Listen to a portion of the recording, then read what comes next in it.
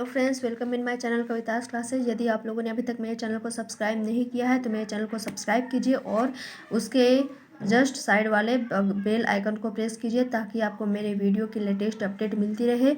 आज हम लोग साइंस के एक बहुत ही इम्पॉर्टेंट और बहुत ही knowledgeable chapter stepping on the moon, इस चैप्टर को पढ़ने वाले हैं। तो बिना समय गवाए चलिए चैप्टर को स्टार्ट करते हैं। द मून, सबसे पहले हम लोग चंद्रमा के बारे में जानते हैं, मून के बारे में जानते हैं। The moon shines at night.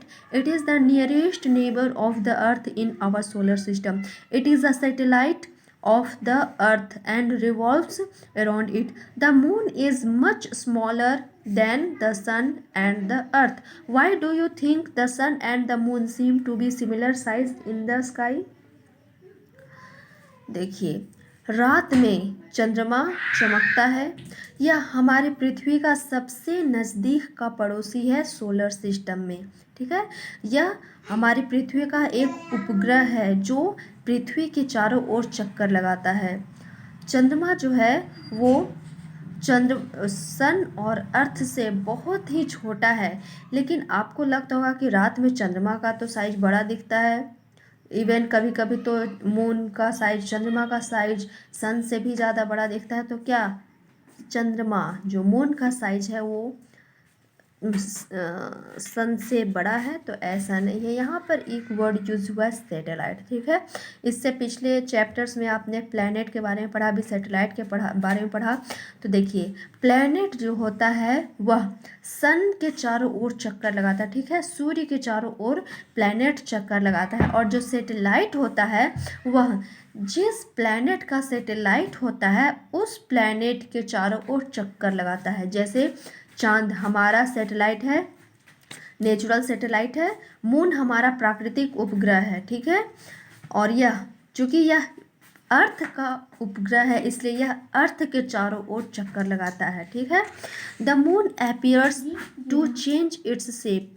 चंद्रमा जो है वो अपनी शेप को, अपने आकार को बदलता हुआ दिखाई देता है हमें। When the moon is seen as round as a ball it is a full moon night. जब चांद पूरी तरह गोलाई में दिखता है, पूरा गोल दिखता है, तब वह फुल मून नाइट होता है, वह पूर्णिमा का रात होता है। When we do not see the moon in the sky, it is a new moonlight। और जब हम चंद्रमा को आसमान में नहीं देखते हैं तब वह अमावस्या की रात होती है, यानी न्यू मूनलाइट होती है। During this rotation and revolution around the earth the different shapes of moon are seen in the sky.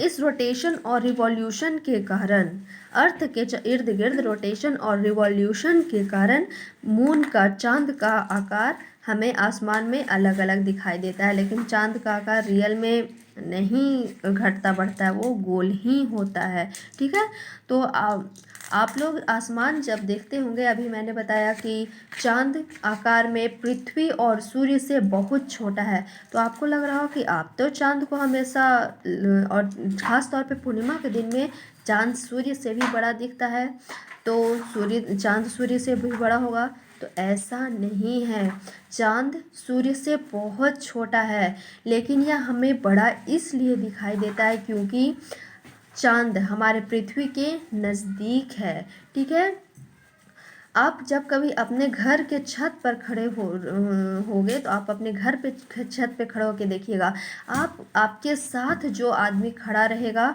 वह पूरा जो इसका ओरिजिनल शेप होगा वही दिखाई देगा।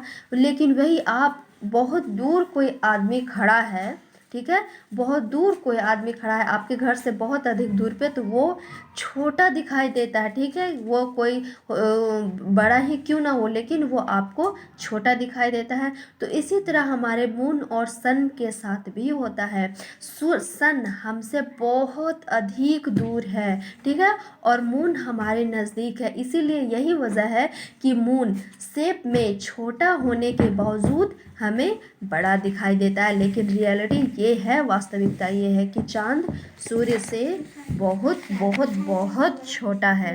अब देखिए, people who went to the moon, लोग जो अब तक चंद्रमा पे गए हैं उसके बारे में हम लोग पढ़ते हैं। ठीक है, human being have always dreamed to reach the moon moon मानवों का, इंसानों का हमेशा से सपना रहा है चांद पर पहुंचने का। इन 1969 दियर ड्रीम केम ट्रू। 1969 में उनका सपना सच हुआ। Neil Armstrong became the first person to step on the moon.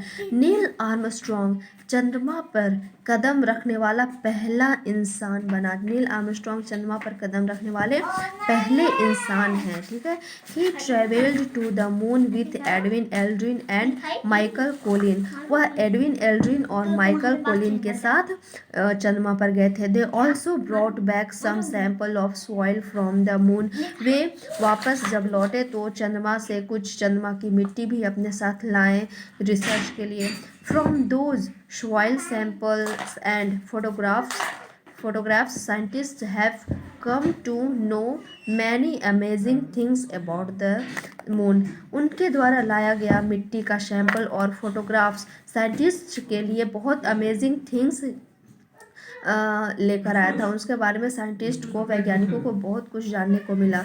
The moon has mountains and huge crackers. चंद्रमा पर बहुत बड़े बड़े माउंटेन है, बहुत बड़े बड़े पर्वत हैं और बहुत गहरे गड्ढे भी हैं। The craters on the surface like pot holes. There is no water on the moon. There is no air on the moon. Thus, no plant can grow on the moon. लेकिन अर्थ पर ना ही पानी है ना ही हवा है, इसलिए वहाँ पर पेड़ पौधे नहीं बढ़ सकते और इसीलिए वहाँ पर जीवन नहीं है।